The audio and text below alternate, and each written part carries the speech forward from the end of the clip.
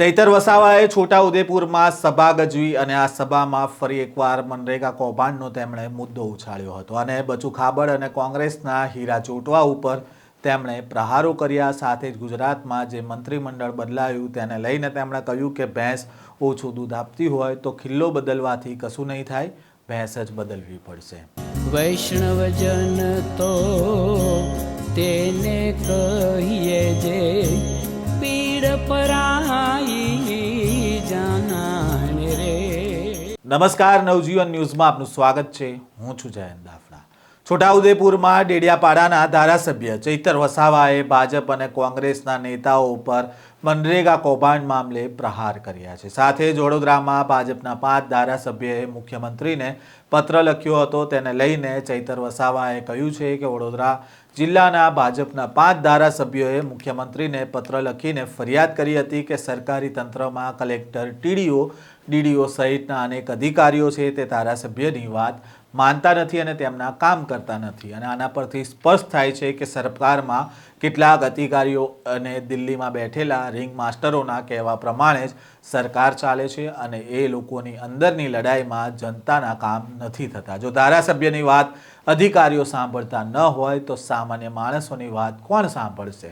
સાથે જ તેમણે મનરેગા કૌભાંડ અંગે કહ્યું કે મનરેગા યોજનામાં આપણા લોકોને 100 દિવસની રોજગારી મળતી હતી, પરંતુ ભાજપના નેતા બચુ ખાબડના દીકરા અને કોંગ્રેસના નેતા હીરા ચોટવાએ કરોડોનું કૌભાંડ કરી નાખ્યું અને આવી જ રીતે ભ્રષ્ટાચાર થાય છે, જેના કારણે આપણા લોકોએ બિસ્તરા પોટલા લઈને અન્ય શહેરમાં રોજગારી માટે જવું પડે છે। પહેલાં તો ચૈતર વસાવાએ ભાજપ અને કોંગ્રેસના નેતા ઉપર પ્રહાર કરતા શું કહ્યું છે તેમને સાંભળીએ। આદિવાસી બેડવી ગામની આજે પવિત્ર ભૂમિ પર આમ આદમી પાર્ટીની પરિવર્તન સભામાં અહીં મારી સાથે મંચસ્થ ઉપસ્થિત આમ આદમી પાર્ટીના છોટાઉદેપુર લોકસભાના ઇન્ચાર્જ એવા મુકેશભાઈ બારિયા, આમ આદમી પાર્ટી છોટાઉદેપુર જિલ્લાના પ્રમુખ એવા રાધિકાબેન રાઠવા, આ વિસ્તારના આમ આદમી પાર્ટીના આગેવાન, આ વિધાનસભાના પ્રભારી એવા વિનુભાઈ રાઠવા, સાથે આમ આદમી પાર્ટીના મહામંત્રી રમણભાઈ રાઠવા,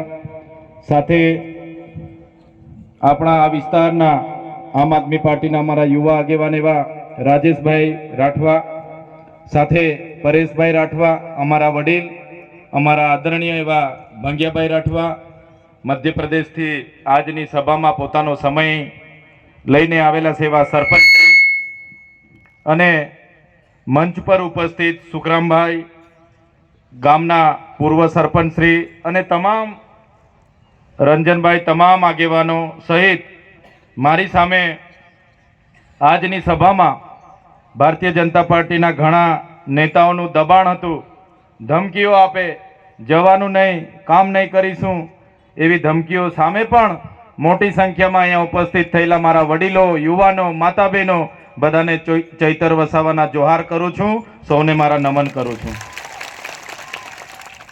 સાથીઓ,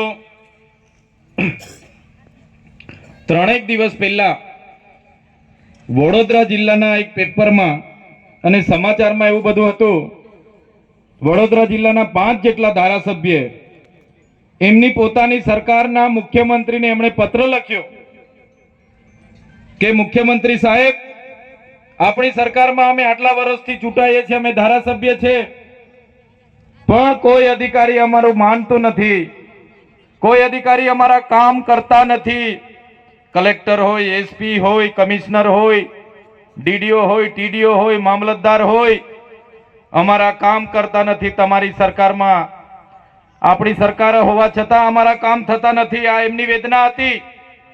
ત્યારે સાથીઓ, ભારતીય જનતા પાર્ટીના 30 વર્ષના શાસનમાં કેટલાક અધિકારીઓનું રાજ ચાલે છે, કેટલાક રિંગ માસ્ટરો દિલ્હીમાં બેસીને સરકાર ચલાવે છે અને એમના અંદરો અંદર ગુટબાજીના કારણે આજે જનતાના કામો નથી થતા।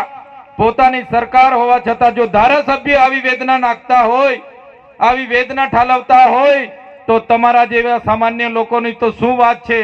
ત્યારે મેં તમને કહેવા માંગુ છું, એમના સરકારમાં એમના ધારાસભ્ય એમને વિનંતી કરતા હોય ત્યારે આપણે વિનંતી કરવાનું થતું નથી। આવનારા દિવસોમાં આપણે આ ભારતીય જનતા પાર્ટીની સરકારને આપણે બદલી કાઢવાની છે। તૈયાર છો ને બધા? કેટલા લોકો ઈચ્છે છે કે આ વખતે ભારતીય જનતા પાર્ટીની સરકારને આપણે ઘર બેસાડી દેવાની છે? ઊંચો હાથ કરો બધા. પરિવર્તન લાવીએ ને આપણે. એમણે તો હમણાં મંત્રી તંત્રીઓ બદલ્યા છે. જ્યારે વિરોધ થયો બધા ગુજરાતમાં, કામ નહીં થયું, લોકોનો આક્રોશ હતો, એટલે એમણે બધા જ મંત્રીઓને ઘરે બેસાડીને નવું મંત્રીમંડળ બનાવ્યું છે. પણ આપણા વડવાઓ કહેતા હતા ને, ભેંસ ઓછું દૂધ આપે એટલે એનો ખીલો નહીં બદલવાનો, ભેંસ બદલી કાઢવાની. સાચી વાત છે કે ખોટી વાત છે? એટલે આ લોકો કામ નથી કરતા એમની સરકાર હોવા છતાં, એટલે હવે આપણે ભાજપને જ બદલી નાખવાની છે. તૈયાર છો બધા? ત્યારે આ પરિવર્તન સભામાં જે પણ લોકો પોતે સ્વયંભૂ આવ્યા છો, ત્યારે અમે તમારું સહર્ષ સ્વાગત કરીએ છીએ. આજે તમે આવ્યા છો, તમે અમારી સાથે છો, અમને પૂરેપૂરો વિશ્વાસ છે. પણ જે લોકો ઘરે હશે, જેમને ડર હશે, ડરાવતા હશે ભાજપના નેતાઓ કે ભાઈ જશો તો તમને ઝૂંપડું નહીં આપીએ, પાણી નહીં આપીએ, બોર નહીં કરીએ, નળ સે જલ નહીં આપીએ, તમારો મીટર નહીં આવશે, અને એવા ઘણા લોકો આજે આવવા માંગતા હતા પણ નથી આવવા દીધા, ખોટી ખોટી ગ્રામ સભાઓ બોલાવી લીધી. ત્યારે એવા લોકોને પણ કહેજો કે ચૈતર વસાવા આવ્યા છે અને એમણે પરિવર્તન કરવાનું કીધું છે. ત્યારે આપણે આવતા તાલુકા અને જિલ્લા પંચાયતમાં તમારામાંથી સારા સારા તાલુકાના ઉમેદવાર નક્કી કરી લો, સારા સારા જિલ્લાના ઉમેદવાર નક્કી કરી લો, આવનાર વિધાનસભાનો ઉમેદવાર નક્કી કરી લો, અને આવનારા દિવસોમાં આમ આદમી પાર્ટીની સરકાર બનાવીને આપણા લોકોના સેવાના કામ કરવા માટે તમારે બધાએ તૈયારી બતાવી દેવી પડશે. હમણાં સુધી શું હતું? દેશ આઝાદ થયો એટલે થોડા વર્ષ કોંગ્રેસે રાજ કર્યું. તૈયાર થઈ જાઓ અને આવનારી જિલ્લા અને તાલુકા પંચાયત આપણા લોકોને જીતાવીને આપણા લોકોના વિકાસના કામ થાય, એના માટે બધાને હું વિનંતી કરવા માટે આવ્યો છું. મારા વડીલોને કહેવા આવ્યો છું, મારી માતાઓને કહેવા આવ્યો છું, મારા યુવાનોને કહેવા આવ્યો છું, અંદરનો આત્માને થોડું પૂછો, શું કરો છો પૂછો. આટલા વર્ષ 50 વર્ષ કોંગ્રેસે શાસન કર્યું, 30 વર્ષથી ભાજપ શાસનમાં છે, અને આજે પણ આપણે જ્યારે કે આપણે દેશના નાગરિક નથી, એના માટે આપણે સરકારમાં ભાઈ બાપા કરવાના. ભાઈ 5 કિલો ચોખા મને આપી દો, મારી કૂપન કઢાવી દો, મારા પૈસા બેંકમાં છે, લાઈન પર ઉભા રહીને ભાઈ મને મારા પૈસા આપી દો. ક્યાં સુધી આ કરતા રહીશું? ખોટા જાતિના પ્રમાણપત્ર સૌરાષ્ટ્રના કચ્છના લોકોને આવા મેળાવડા કરીને આપે, અને આપણો ઓરિજિનલ આદિવાસી પોતાનો જાતિનો દાખલો લેવા જાય તો એને 2-3 દિવસ સુધી 15 જાતના પુરાવા માંગવામાં આવે. સાચી વાત છે કે ખોટી વાત છે? સાચી વાત છે કે ખોટી વાત છે? આજે ઝૂંપડા માટે તમે લાભ લેવા જાઓ, કોઈ બીજો લાભ લેવા જાઓ, વૃદ્ધ પેન્શન લેવા જાઓ, વિધવા પેન્શન લેવા જાઓ, નુકસાનીના પૈસા લેવા જાઓ, ખેડૂતના પૈસા લેવા જાઓ, એટલે તમારા પર 20 જાતના પુરાવા માંગે. આ નથી, પેલું લાવો, પેલું બાકી છે, માનો દાખલો લાવો, માં કાર્ડ લાવો, પિતાજી કાર્ડ લાવો, બેનજી કાર્ડ લાવો, ભાઈનો કાર્ડ લાવો, દાદાનો કાર્ડ લાવો, આધાર કાર્ડ લાવો, રેશન કાર્ડ લાવો, ચૂંટણી કાર્ડ લાવો, પાન કાર્ડ લાવો, જાતિનો દાખલો લાવો, આવકનો દાખલો લાવો, બીપીએલ દાખલો લાવો, રેશન કાર્ડ લાવો, જોબ કાર્ડ લાવો. છેલ્લે તો એવું બી અમુક લોકો કે અમારે પાર્ટીનો કાર્ડ લાવો માગે છે ને, અમુક લોકો પાર્ટીનો કાર્ડ પણ માગે છે આ લોકો. ત્યારે આખી જિંદગી આપણી કાર્ડ પાછળ નીકળી જવાની છે આ સરકારમાં. એટલે હવે આવી શાસન વ્યવસ્થાની જરૂર નથી. એટલા માટે અમે તમારી વચ્ચે આવ્યા છે. મનરેગા યોજના હતી, આપણે બધા પોતાના ગામમાં લેવલિંગ કરતા, તળાવ ખોદતા, માટી મેટલનો રોડ કાઢતા, અને આપણને 100 દિવસની રોજગારી મળતી હતી. આપણા બચુભાઈ ખાબડ, એના છોકરા અને કોંગ્રેસના હીરાભાઈ જોટવા, બધા જ લોકોએ મનરેગા પર કરોડો રૂપિયાના ભાજપ અને કોંગ્રેસના લોકોએ ભેગા મળીને કૌભાંડો કર્યા. મંત્રીના દીકરાઓ પણ જેલમાં હતા. કોંગ્રેસના હીરા જોટવા જે ઉપાધ્યક્ષ હતા એ લોકો પણ આજે ભરૂચની જેલમાં છે. એની અસર શું થઈ? આજે આપણને ગામમાં રોજગારી નથી મળતી. આપણા લોકો બિસ્તરા પોટલા બગલે છોકરા લઈને આજે શહેરોમાં જવું પડે છે. ત્યારે મારા સાથીઓ, મારા તમામ યુવાનો વડીલોને અમે વિનંતી કરવા માટે આવ્યા છે કે હવે પરિવર્તનનો સમય પાકી ગયો છે. પરિવર્તન લાવવું પડશે. આમ આદમી પાર્ટીના નેતાઓ તમે જોઈ લો, તમામ નેતાઓ તમારા માટે લડવા તૈયાર છે. અમારા વિડીયો તમારા પર આવતા હશે. અમારા કોઈની સાથે વ્યક્તિગત ઝઘડા નથી એસપી સાથે ઝઘડા કે નથી કલેક્ટર સાથે ઝઘડા. અમે હર હંમેશ લોકો માટે બોલીએ છીએ. હર હંમેશ તમે મોબાઈલ ખોલશો, રોજનો અમે લોકો માટે લડીએ છીએ. અમારા નેતાઓ બધા લોકો માટે લડીએ છીએ, તમારા માટે લડે છે. ત્યારે અમને બધાને તમારા સાથ અને સહકારની જરૂર છે. અમે તમારા માટે લડીએ છીએ, પણ અમે નાના માણસો છે, એકલા માણસો છે. અમારી પાસે 2 નંબરના પૈસા નથી, 2 નંબરના ધંધા નથી. અમે કોઈ રોડ ખાઈ ગયા હોય, પુલ ખાઈ ગયો હોય એવા પૈસા નથી, કોઈ બિલ્ડિંગ ખાઈ ગયા હોય એવા પૈસા અમારી પાસે નથી. પણ અમે જનતા માટે લડીએ છીએ.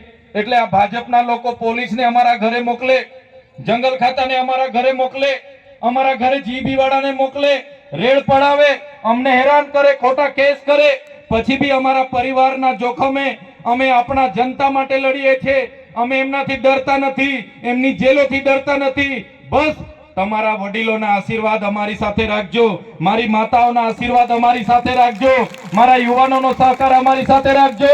આપણા સમાજ માટે અમે તમને ખાતરી આપીએ છીએ, આપણા સમાજ માટે અમે છેલ્લા શ્વાસ સુધી લડવા માટે તૈયાર છે. આમ આદમી પાર્ટી, અરવિંદ કેજરીવાલજી, એનું સપનું હતું કે આદિવાસી વિસ્તારોમાં મફત શિક્ષણ મળે, મફત આરોગ્યની તમામ સુવિધાઓ મળે, મફત વીજળી મળે, મફત પાણી મળે. આપણા વિસ્તારમાં અનુસૂચિ 5 લાગુ થાય, પૈસા 1 લાગુ થાય અને આપણા વિસ્તારના લોકોને આપણા ગામમાં રોજગારી મળે. આપણી 73 ડબલ એની જમીનો સચવાય.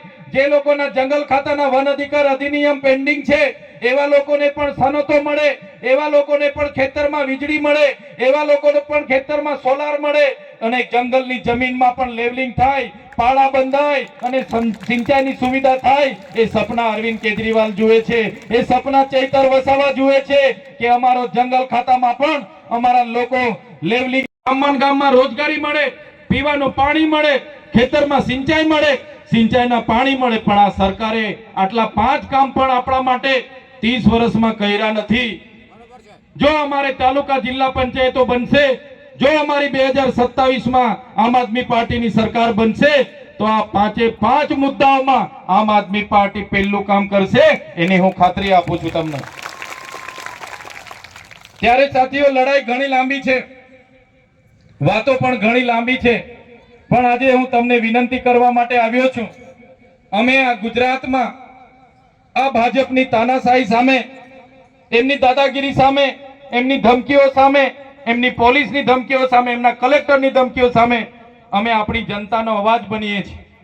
આગળ કીધું એમ પોસ્ટ મેટ્રિક શિષ્યવૃત્તિ બંધ કરી હતી, એના માટે અમે લડ્યા અને પોસ્ટ મેટ્રિક શિષ્યવૃત્તિ અમે ચાલુ કરાવી. નર્મદાના વિસ્થાપિતો હોય એના માટે લડ્યા, ગઢડાના વિસ્થાપિતો હોય એના માટે લડ્યા, હાપેશ્વરના વિસ્થાપિતો હતા એના માટે લડ્યા, આ વિસ્તારના આદિવાસીઓના જાતિના પ્રમાણપત્ર માટે લડ્યા અને તમામ મુદ્દે લડીએ છીએ. ત્યારે આજે સરકારને ગમતું નથી, અમને પણ ડરાવે છે, ધમકાવે છે, જેલોમાં નાખવાની ધમકીઓ આપે છે. ત્યારે આજે તમને કહેવા માટે આવ્યા છે કે અમારા લોકોને બધાને તમારો સહકાર જોઈએ છે, સાથ જોઈએ છે. બસ અમને તમે સહકાર આપતા રહેજો, તમારો ભાવ, તમારો પ્રેમ અમને આપતા રહેજો. તમારા માટે અમે આખી જિંદગી તમારા માટે લડવા તૈયાર છે, આપણા બાળકો માટે લડવા તૈયાર છે, આપણી ભાવિ પેઢી લડવા માટે તૈયાર છે. પણ આમ આદમી પાર્ટીને તમે આવનારી તાલુકા, જિલ્લા અને આવનારી વિધાનસભામાં જીતાડીને લાવશો, એ જ વિનંતી કરવા માટે હું આવ્યો છું.